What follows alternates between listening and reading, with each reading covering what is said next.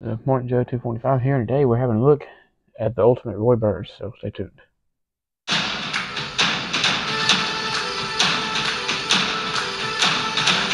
So this is the Neca Ultimate Roy Burns figure, and which I'm very excited to do this figure because I really like this figure. It's one of my favorites, and I was going to do this review yesterday, but unfortunately we had a bad storm come through, so it kind of took up a lot of my time, so I ran out of time, but I'm doing it tonight, so let's first off, let's get into his accessories, and he comes with a lot of accessories, so it might take us a little while to get through these, but let's start with the accessories though.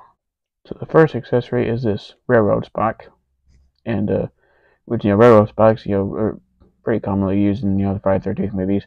It's almost like Jason keeps these things in his pockets. As many railroad spikes he uses to nail people to walls, but so pretty cool. It's painted to make it look like a metal spike, and you can hold this, but as you can see, it's kind of loose. He don't really get like a really good grip on it, but I mean, it's not going to fall through his hand though. If you want to display him holding the railroad spike. So next up is this really cool hunting knife, which I can't tell if this is supposed to be like a wood handle, like a tree wood handle, or maybe it's supposed to be an antler, but it's still pretty cool. There's a hole right there to it. I'm not sure what that's for. Maybe it's like a lanyard hole or something. But in the movie, he used this knife to killed the man in the woods that was watching the two kids from Pinehurst, and you see there's a red blood on the end of the blade where he stabbed the guy supposedly, and it's very thin red blood. You notice that it's kind of pinkish in some areas, but still pretty cool. You can see the edge of the blade, where it would be sharp, and he can hold this too. Get in his hand there, which is a little bit loose in his hand, but still looks pretty cool actually. Now, next we have this meat cleaver, which the Part 4 Jason came with a meat cleaver too, I believe. Unfortunately, I don't have that figure to compare it, but as you can see, the handle has actually got some pretty cool painted details on there. It's kind of like a brown paint on there to make it a little bit dirty, I guess. In the movie, he uses this to he puts this in that redneck woman's face. I forgot what her name was, but yeah, still pretty cool. There's blood, all over this edge, because it's presumably this is after he, buried it in that woman's face, and you see there's a hole in there too where you would hang the meat cleaver, and still pretty cool. And once again, he can hold this. But this is a wider handle. He gets a lot better grip on it because it's got a pretty wide handle. So it's kind of how he looks holding the meat cleaver. Most importantly, he comes with his machete, which, you can't have a Friday the 13th figure without a machete. I mean, it's a very iconic weapon in the movie. Well, in all the movies, to be exactly. But see, this one is different than the one that came with the dream sequence Jason, which I got over here. I'll compare it to you. As you can see, it's a different shaped blade. The handle is completely different. This one's got a lot thinner handle. This one's got multiple pieces on the handle. The bottom of it's shaped different. So it is a different piece. But as you can see, the handle is black and got two silver rivets, which is pretty cool. The blade is mostly silver, but it's got blood on the edge of it here where he's killed multiple people with this. And he does use this a lot, especially towards the end of the movie. And he uses this to block the chainsaw from where Pam is trying to kill him with it, which to her luck she runs out of gas. But and you see the blood on this is really dark too, like actual blood would be. So yeah, pretty cool. And before I go, he can hold this as well. I almost forgot. And this being a wide handle, it's a little bit tricky to get in there. Okay, so and you see there he is holding the machete, which a lot of people may display him this way. I display him with another accessory, which I'll show you here in a bit, but still looks pretty cool with the machete.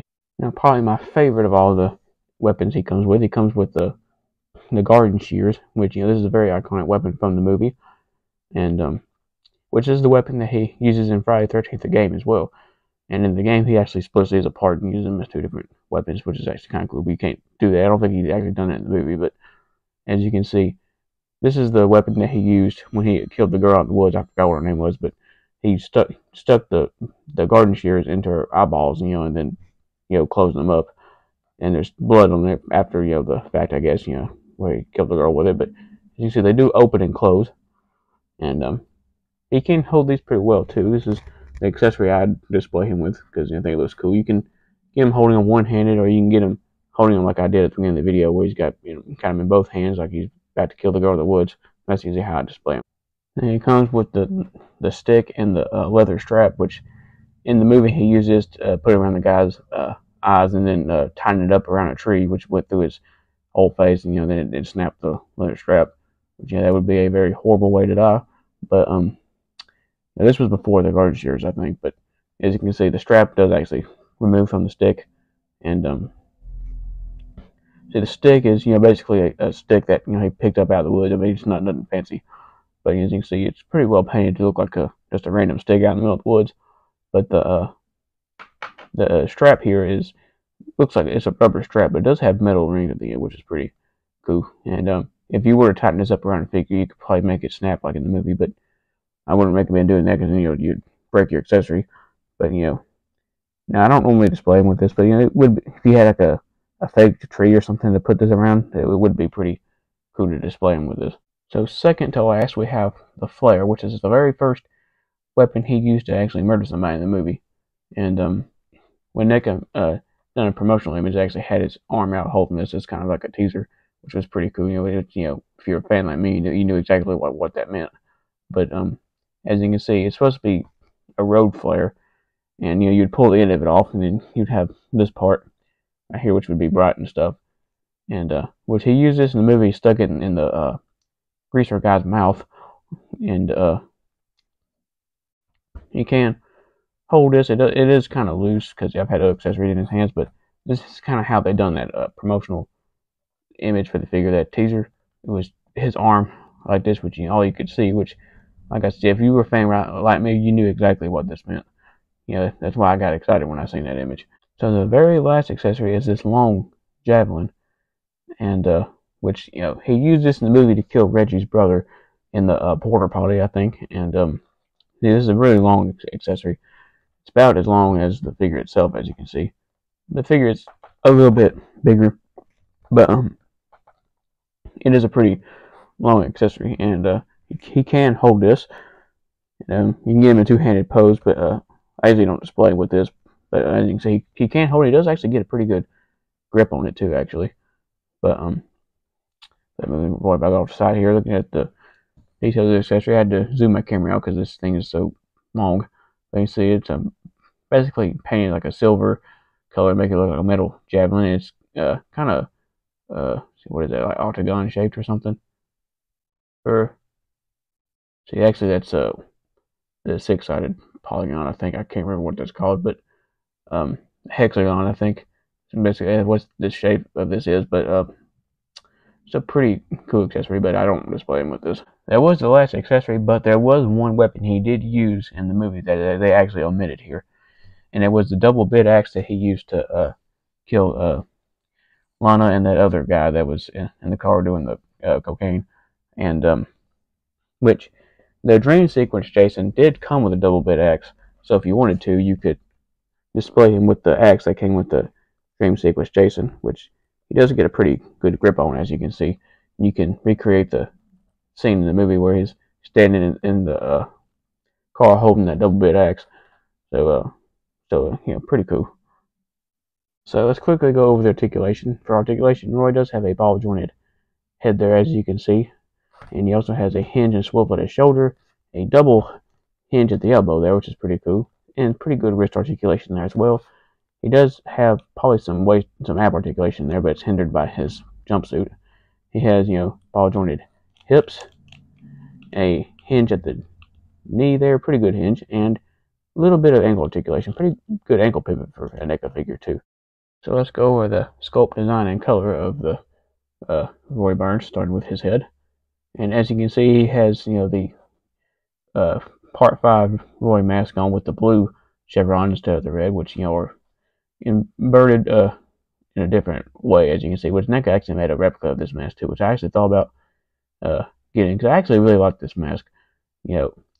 And a lot of people didn't like part 5, and because Jason wasn't actually really in the movie, but I actually enjoyed this movie, and I actually like the character of Roy as well. I mean, he's an imposter Jason. I mean, it's still cool though. I mean, as you can see, the mask straps go all around, which is supposed to have like a paint detail white because they're not leather, they're like elastic or something. But the white paint kind of flaked off, being handled. See, there's still a little bit on there in some places, but see, there's some buckles, stuff like that. And the mask is removable, which I always want to do a face reveal when I'm doing this. So you can remove the mask, and you have the face of Roy Burns. And as you can see, the mask is actually blue underneath. The strap on mine, unfortunately, came unpegged on the top there. But so we are wearing the mask. Here's the face of Roy, which does look like the actor who actually played Roy. I can't remember what his name is off the top of my head, but this is a different head sculpt from the one that came on the retro cloth one. The retro cloth one, his hair wasn't actually sticking out right there like it was on the hair wasn't sticking out like on the retro cloth like it is here. But as you can see, which we never seen him actually unmasked this way in the movie, because in the movie when he was unmasked, he fell off the barn and fell onto a farm thing that was flipped upside down. I can't remember what the piece of equipment was, but he fell onto it and it killed him because there was spikes sticking up. And when we seen him unmasked, his cowl was all ripped and messed up, and when you really couldn't tell who he was because of the rain and the stuff like that. But which later they explained who it was. But as you can see, there's actually the axe mark on the cowl there too. So Roy made his cowl pretty accurate. You see, one ear is actually sticking out farther than the other, so because he tried to make himself look a little deformed. And the cowl itself's got a split down it, which when he's got the mask on, let me put his mask back on him. You can see the one of it came unpegged right there. So as you can see, when he's got his mask on, you can see the split in the back and his chin sticking out right there. And but likely. So if he's chasing after you, trying to kill you, you're not going to notice stuff like that. So you see, his neck is probably supposed to be part of the hood there as well, because it probably tucks under his jumpsuit there. And his jumpsuit is actually a forest green, which is actually accurate to the movie, because it does look blue, but when you film under a bunch of we film all at night and shoot under dark filters and stuff, it makes it look blue, which I think blue actually matches the mask better, but. The retro cloth one was blue, but this one is like a forest green, which is more accurate. See, there's a lot of pockets and wrinkles and stuff like that. There's the cut right there where Reggie went and hit him with a tractor, and it made a cut right there. So this is supposed to be kind of after that scene. See, going down, this jumpsuit is the same jumpsuit that were the same kind of mold used for Michael Myers. They wore very similar outfits. Which the guy who actually done the stunts for Roy actually played Michael Myers in a movie too. In one of the Halloweens, I can't remember which one, but you see the jumpsuit goes all the way down to his boots there, which his boots are actually a little bit different than Michael Myers. These are like the same boots that the actual Jason wore. You see there's silver buckles, the laces, stuff like that. So for a comparison time here, as you can see, here is, the previous figure I reviewed the other night, the Part 5 Dream Sequence Jason, which, is from the same movie. And then, in the middle there's, Roy Burns. And then on the side over there is, the 2018 Michael Myers, which I put him over there because, the jumpsuit is basically the same mold with a few differences. Once I review that Michael Myers, I'll, show the simulators and the differences with the jumpsuit. So what do I think of this figure overall? I really like this figure. It's one of my favorites in my collection. Because I actually found this at the Books A Million. And I was looking for it a long time, and then I finally happened to find it in Books A Million, and I knew I had to have it. I couldn't walk out without it. Which is actually the same time I bought the Freddy vs. Jason, and I'll do a review on that figure too. But this one was I got the other one as an extra, but this one was the one I was most excited about, and now I do have some complaints. Like maybe one thing about the jumpsuit, the color of the jumpsuit, I saw it with the blue chevrons and the it doesn't mix very well, because like I said, his chevrons on the mask are blue, and the jumpsuit being green, it doesn't really go together. It looks a little bit weird. It looked better being like the retro cloth one with the blue jumpsuit and the blue chevrons. it went together a lot better. But that's just a personal nitpick of mine. But it's still a really good figure, which I really always display him with the mask on too. Just because you don't really see him without the mask much. So he was cool with the mask. So if you like this video and see more like it, give me a thumbs up, help me a like, and don't forget to hit the subscribe button. Till next time.